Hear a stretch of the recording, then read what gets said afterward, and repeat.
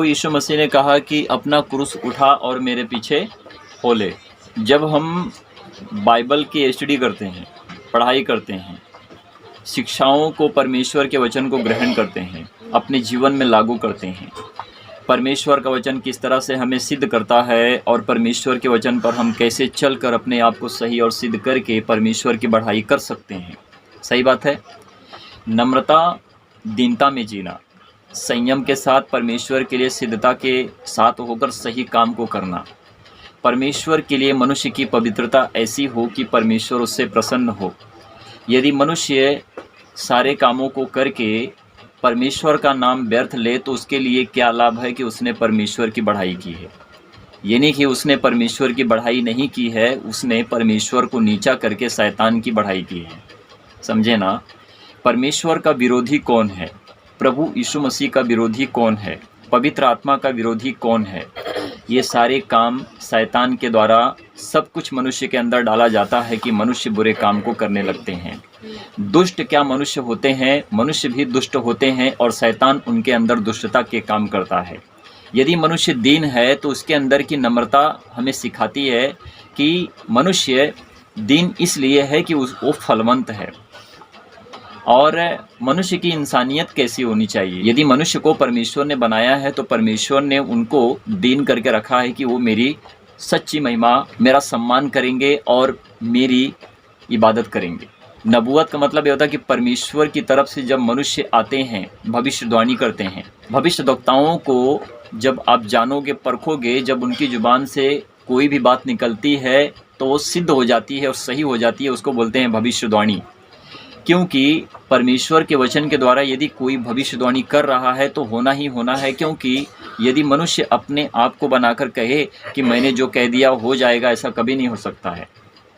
परंतु यदि मनुष्य परमेश्वर को जानता है, परमेश्वर उसके ऊपर निर्भर रहता है और परमेश्वर सारी बातों की परख उनको देता है, तो वो कहते हैं हो तो हो जाएगा ही। क्योंकि आकाश और पृथ्वी टल जाएंगे परंतु मेरे शब्द यानी कि परमेश्वर के वचन कभी नहीं टलेंगे। प्रभु यीशु मसीह की ये वाणी है। आमीन। अभी आप पहले लाइन से पढ़िए, लिखा क्या है? उस समय हेरोदेस राजा ने कलीसिया के कई व्यक्तियों को सताने के लिए उन पर हाथ डाले। प्रेरितों अध्याय 12 वचन 1 से 8 तक अभी आपने इसको पूरा पढ़ा है। अब हम इसको एक एक लाइन से होकर जाएंगे, देखेंगे कि परमेश्वर का वचन हमें किस तरह से, कैसे हमको आगे बढ़ने के लिए मौका, अवसर और हमारे जीवन में परमेश्वर का वचन किस तरह से काम करेगा कि हम परमेश्वर के वचन को सीख सकेंगे। सही बात है। ठीक है। अभी आपने जो पढ़ा था क्या लिखा था? पहला लाइन। उस समय हेरोदेस राजा ने कलीसिया के कई व्यक्तियों को सताने के लिए उन पर हाथ डाले। मैं कहता हूँ कि जब आप परमेश्वर के वचन को सुनते हो या फिर किसी को सुनाते हो या फिर सीखते हो या फिर किसी को सिखाते हो, ठीक है, तो उस वक्त ही शैतान का विरोध होता है।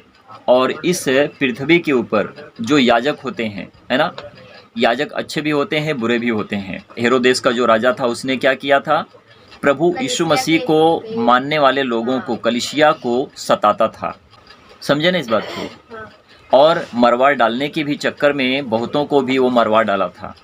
ठीक है ना। इस पृथ्वी के ऊपर क्रिश्चियन में जब आप देखोगे, कैथलिकों को देखोगे, तो वो मरियम की और जीसस की मूर्ति की पूजा करते हैं, यानी कि उनसे प्रार्थना करते हैं। पहले मरियम के पास जाएंगे, मरियम ने जीसस को जन्म दिया तो उसकी बढ़ाई करेंगे, फिर बाद में जीसस के पास आएंगे, है ना। माँ बड़ी बेटा छोटा, ऐसा हो जाता है। तो संसार की रीति से मनुष्य स्त्री के द्वारा बच्चे पैदा होते हैं, ठीक है ना। तो जब बच्चे पैदा होते हैं तो बच्चे ना तो माँ को जानते हैं ना तो बाप को जानते हैं। परंतु जब बच्चा पैदा होता है तो जब धीरे धीरे बड़ा होता है तो उसके मुख से एक शब्द पहले आता है माँ, आता है ना, बाप। तो इस तरह से माँ और बाप का शब्द आता है। तो कहने का मतलब क्या है कि हमारे लिए आगे का अवसर, मौका कैसे मिलेगा कि हम परमेश्वर के वचन को सीख सकते हैं।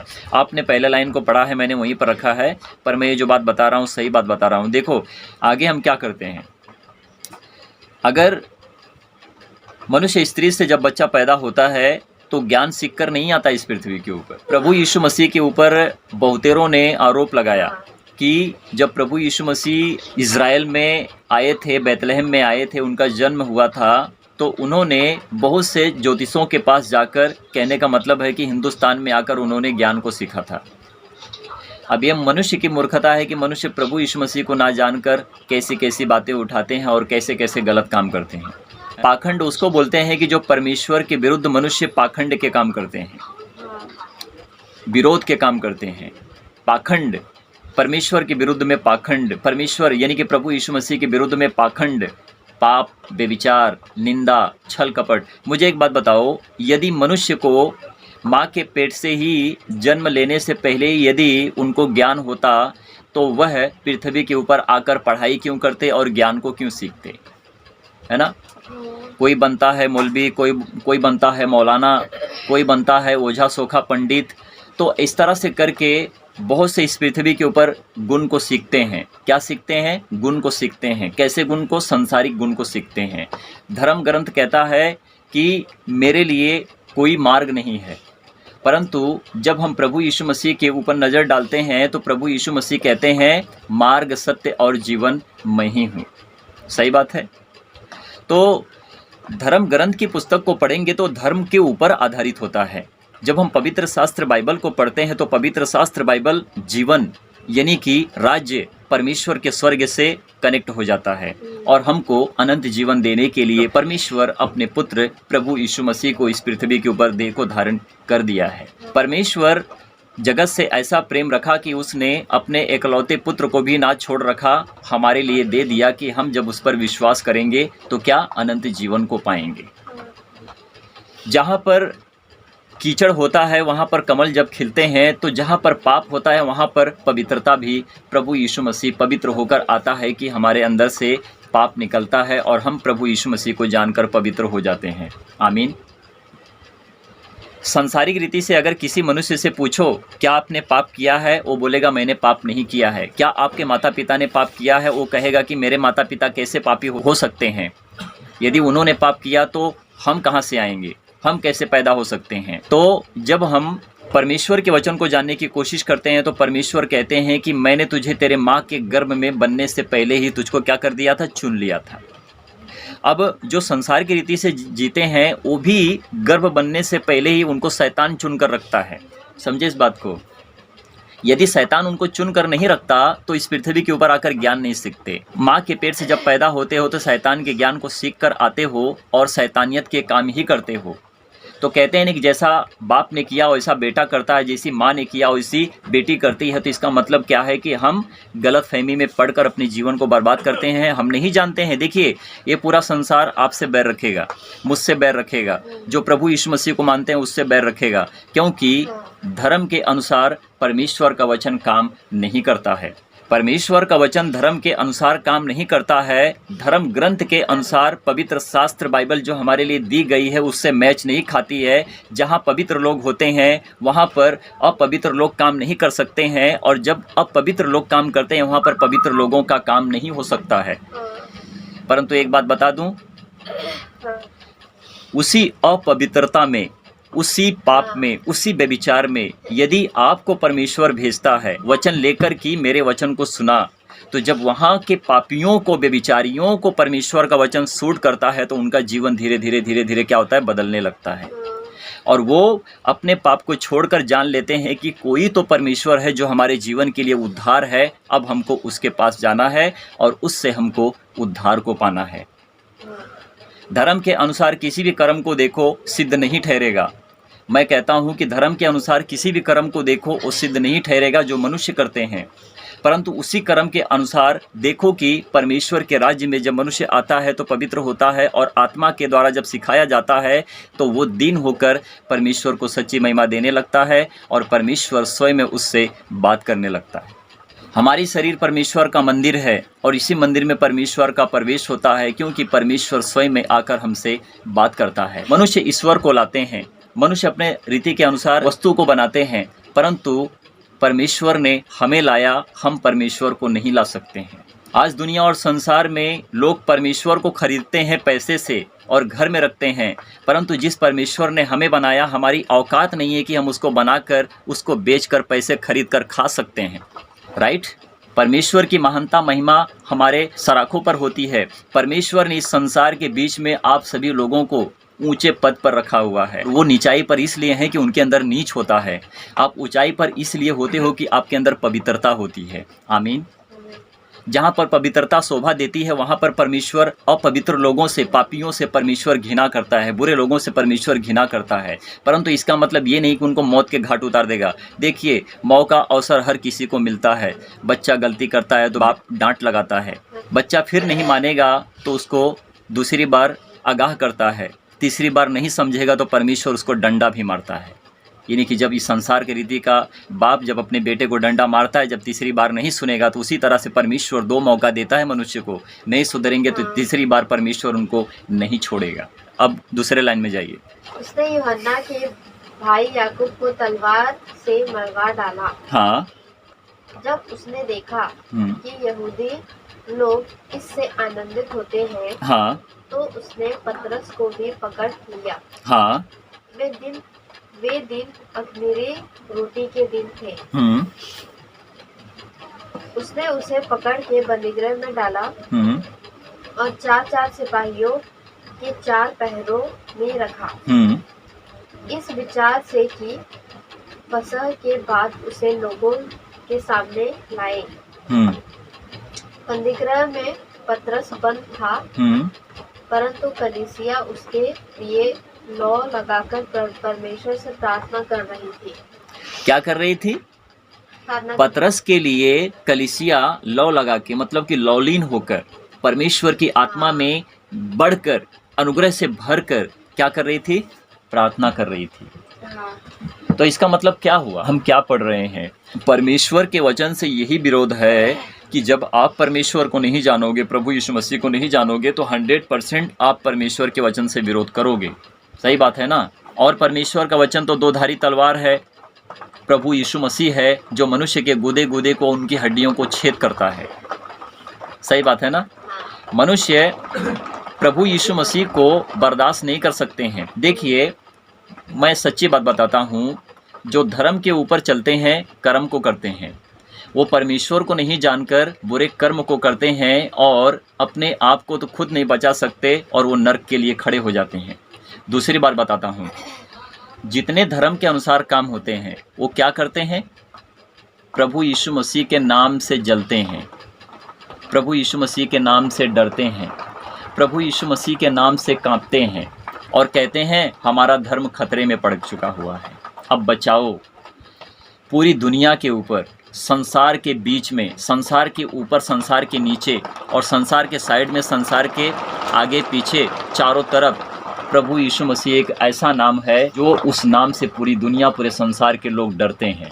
एक ही नाम प्रभु यीशु मसीह है जो पूरी दुनिया पर सबसे प्रबल है। और जब हम बाइबल को पढ़ते हैं, भजन संहिता की पुस्तक को पढ़ते हैं, वहाँ पर लिखा है कि यीशु नाम सबसे ऊंचा नाम है। आमीन।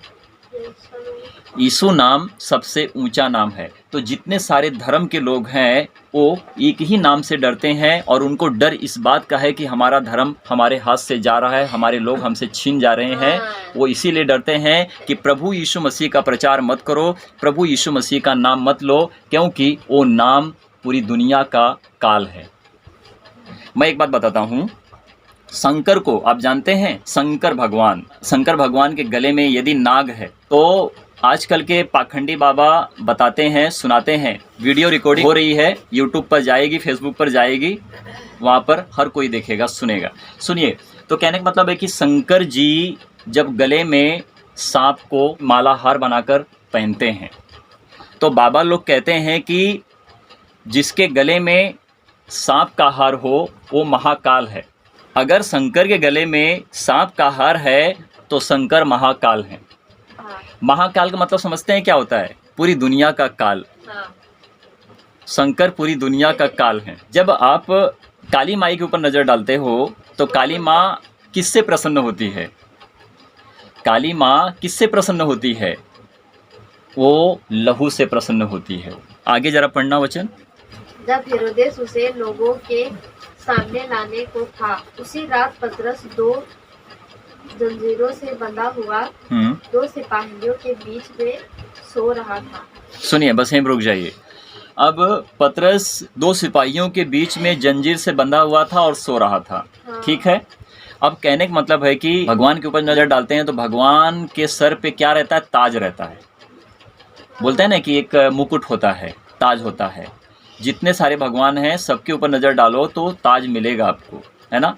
ताज क्यों दिया जाता है? क्योंकि वो राजा के बेटे कहलाते हैं, समझे ना। ताज जिसके सर पे होता है वो राजा का बेटा होता है। ताज मतलब क्या? सोने का ताज हो गया। अब उनके पूरे शरीर में देखो तो पूरा क्या है? सोना ही सोना है। जब देखते हो आप, वीडियो भी देखोगे, लिखा भी है कि पूरे शरीर में सोना ही सोना रहता है। ये मैं क्यों बता रहा हूँ? भगवान के विषय में जानना जरूरी है, परमेश्वर के विषय में जानना जरूरी है, हर बातों को सीखना जरूरी है। तो जब भगवान सोने चांदी से, धन से लदा हुआ है, तो उससे बढ़कर और तुम्हारे लिए क्या धन है कि तुम धन को ढूंढ रहे हो? क्योंकि तुम्हारे धन पर जिस तरह से सोना लदा रहता है उसी तरह से तो भगवान के सर पर, पूरे शरीर पर सोना लदा रहता है। हमारे प्रभु यीशु मसीह के ऊपर नजर डालो। हमारे प्रभु यीशु मसीह को कांटों का ताज दिया गया है, राइट। अभी मत कहना कि मैं कहीं से बनाकर बोल रहा हूँ, ठीक है ना। हमारे प्रभु यीशु मसीह को जब कोड़े लगाए जा रहे थे, जब उनको क्रूस पर लटकाया गया, प्रभु यीशु मसीह की मृत्यु होने से पहले उनके सर पर क्या लगाया था? कांटों का ताज लगाया था। सोचने वाली बात है। एक तो हमारे प्राण के लिए अपना प्राण दे रहा है, और यहाँ पर देखो तो भगवान सोने चांदी से सजे हुए हैं, है ना। हमारा प्रभु यीशु मसीह एक बैतलहम इज़राइल में जो एक जगह है, और वहाँ पर एक मंदिर है जहाँ पर भेड़ों की बलि हो रही थी। परमेश्वर उनसे प्रसन्न नहीं हुआ। परमेश्वर ने कहा कि अब मैं अपने पुत्र को दूंगा कि ये इसकी बलि चढ़ेगी और इसके द्वारा मैं प्रसन्न हो जाऊंगा। आमीन। तो परमेश्वर गाय बैल भैंस से प्रसन्न नहीं होता है। यदि आप उसकी बलि करोगे, आपकी बलि से परमेश्वर प्रसन्न होता है, क्योंकि यदि आप परमेश्वर के लिए अपनी जुबान को, अपनी पवित्रता को, अपने शरीर को सही तरह से सिद्ध होकर परमेश्वर के चरणों में होकर दंडवत करके कहोगे कि हे प्रभु, मैं पापी हूँ, बेविचारी हूँ, प्रभु मैं निंदक हूँ, प्रभु परमेश्वर मैंने तेरा विरोध किया, प्रभु परमेश्वर मैंने तेरे विरुद्ध में आकर पाप किया, प्रभु तू मुझे क्षमा कर, प्रभु आज मैं ग्रहण करता हूँ तेरे वचन को, और प्रभु परमेश्वर तेरे मार्ग पर चलने के लिए अपने जीवन को सौंपता हूँ, और प्रभु जब तक जीऊँगा, मेरी मृत्यु, मेरा जीवन प्रभु तेरे हाथ में होगा, और प्रभु तू मुझे संभालेगा, और मैं तेरे लिए अपने आप को बलिदान करता हूँ। आमीन। ये होती है पवित्रता, और इसको कहते हैं बलिदान। बकरा काटने से किसी का भला नहीं हुआ है। बकरा काट के खाओ, तुम्हारे शरीर के लिए लाभ होगा, परंतु किसी ईश्वर के ऊपर, किसी देवता के ऊपर कहोगे कि मैं काट कर इसका अपना उद्धार कर लूँगा, तो आप पाप कर रहे हो, नरक के लिए खड़े हो चुके हो। आपको परमेश्वर कभी छोड़ेगा नहीं, मार डालेगा। सत्य की बात बोल रहा हूँ, बुरा तो लगेगा जरूर, लेकिन ये सत्य है। सत्य कभी असत्य नहीं हो सकता है। असत्य को परमेश्वर सत्य में बदल देता है, क्योंकि प्रभु यीशु मसीह कहते हैं कि मार्ग, सत्य और जीवन मैं ही हूँ। तो यदि भगवान अपने बच्चे को भी ना छोड़े, उसके गले को काट दे और हाथी का सिर लगा के लगाए, तो क्या लाभ है कि उसने विरोध नहीं किया है। परंतु परमेश्वर ने अपने बच्चे को दिया, प्रभु यीशु मसीह को दिया कि तुम इसको मारो, इसको मारो, इसका लहू बहाओ, इसके ही लहू से तुम्हारा उद्धार होगा। जब तक तुम इसको नहीं जानोगे, तुम पाप में मरोगे, बेविचार में जियोगे, तुम कभी भी उद्धार पाने के योग्य नहीं बनोगे। ये मेरे अंदर परमेश्वर की आत्मा बोलती है। और जब मैं कहूँगा कि हो, तो हो जाएगा, और जब कहूँगा कि नहीं होगा, तो बिल्कुल नहीं होगा, क्योंकि परमेश्वर का सत्य वचन है। प्रभु यीशु मसीह कहते हैं कि आकाश और पृथ्वी टल जाएंगे, परंतु मेरे वचन, मेरे शब्द कभी नहीं टलेंगे, क्योंकि प्रभु यीशु मसीह की अपनी खुद की परमेश्वर की वाणी है। आमीन। Thank you Jesus, thank you father God. आगे पढ़ना। और पहरुए द्वार पर बंदीगृह की रखवाली कर रहे थे। तो देखो, प्रभु का एक स्वर्गदूत आ खड़ा हुआ और उस कोठरी में ज्योति चमकी। हाँ। और उसने पतरस की पसली पर हाथ मार के उसे जगाया। हाँ। और कहा, उठ जल्दी कर। हाँ। और उसके हाथों से जंजीरें खुलकर गिर पड़ी। तब स्वर्गदूत ने उससे कहा, कमर बांध और अपने जूते पहन ले। उसने वैसा ही किया। फिर उसने उससे कहा, अपना वस्त्र पहनकर मेरे पीछे हो। आमीन। स्वर्गदूत जो ऊपर से नीचे आता है, लाइट परमेश्वर की वहाँ पर दिखाई देती है और ज्योति चमकती है, और पतरस से कहता है स्वर्गदूत की, उठ जल्दी कर, तेरा काम हो चुका है, अब तुझे यहाँ से बाहर जाना है। आमीन। और उठ, अपनी कमर बांध और आगे बढ़। तो हम कहते हैं कि प्रभु यीशु मसीह कहते हैं कि तुम अपने क्रूस को उठाओ और मेरे पीछे हो लो। मैंने तो तुम्हारे क्रूस को उठाया, तुम्हारे लिए क्रूस पर लटक गया, और मुझे जो ताजों का हार मिलने वाला था वो नहीं मिला, मुझे वो हार दिया तुमने कांटों का। जिस थाली में तुमने खाया उसी थाली में तुमने क्या कर दिया? छेद कर दिया। जिस थाली में खाते हैं उसी थाली में छेद करते हैं। कभी भी ये इंसान हो नहीं सकते, ये हैवानियत के काम करते हैं, दुष्टता से जीते हैं, नम्रता से कभी जी नहीं सकते हैं। मौत तो निश्चित है हर किसी की, परंतु आशा और विश्वास है कि मनुष्य तभी मरेगा कि जब वो परमेश्वर के विरुद्ध में जाकर काम करेगा। शरीर मरने से कोई लाभ नहीं है, शरीर की बढ़ाई करने से कोई लाभ नहीं है। आत्मा की बढ़ाई करो, क्योंकि आत्मा कभी मरती नहीं है, शरीर मरती है। शरीर का शैतान घात कर सकता है परंतु आत्मा का कभी घात नहीं कर सकता है। परंतु उससे डरो जो आत्मा परमेश्वर परमात्मा पिता है, वो शरीर का भी आत्मा का भी दोनों का भी घात करता है। उससे डरो, क्योंकि उससे लाभ है, क्योंकि वो आत्मा को भी मारता है, शरीर को भी मारता है। आमीन।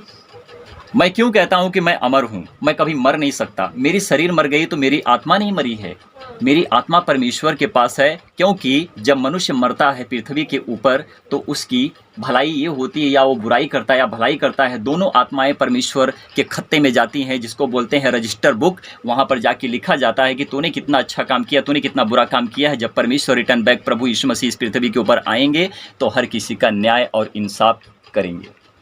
इस्लाम धर्म किसको कहते हैं? इस्लाम धर्म वो होता है कि जो मौलवी मौलाना नहीं लगते हैं। इस्लाम धर्म उसको कहते हैं कि जो सही रीति से अल्लाह की इबादत करे और अल्लाह के मार्ग पर चले। परंतु वहाँ पर अटकना इस बात का होता है कि प्रभु यीशु मसीह को नबी बनाते हैं और लास्ट में क्या होता है मालूम है? कहते हैं कि लास्ट में प्रभु यीशु मसीह आएगा तो सबका न्याय करेगा। उनकी जुबान से भी सुनोगे तो यही बात बोलेंगे वो। सही बात है। तो जो पहले आया फिर लास्ट में आएगा, और वही कहता है प्रभु यीशु मसीह कि मैं आदि और अंत, अल्फ़ा और ओमेगा हूँ। मेरे बाद ना तो कोई था, मेरे पहले ना तो कोई था, ना तो मेरे ऊपर, ना तो मेरे नीचे, ना तो मेरे आगे, ना तो पीछे, ना तो ज़मीन के नीचे, कहीं कोई नहीं है, मैं ही हूँ। आमीन। प्रभु यीशु मसीह ने कहा कि जितने मुझसे पहले आए सब चोर और डाकू हैं। चोर चोरी करने के लिए आता है, घात करने के लिए आता है, परंतु मैं आया कि तुम उद्धार को पाओ। आमीन। मूर्खों, ज्ञान सीखना पड़ेगा, परमेश्वर के वचन पर चलकर अच्छा बनना पड़ेगा, तब परमेश्वर की आत्मा तुमसे बात करेगी और तुम मेरी तरह बात करने लगोगे। आमीन। नहीं तो बिल्कुल फ़ायदा नहीं है। जो करना है कर लो, जो होने वाला है वो होकर रहेगा, उसको कोई टाल नहीं सकता है। आमीन। परमेश्वर की महिमा हो। आमीन।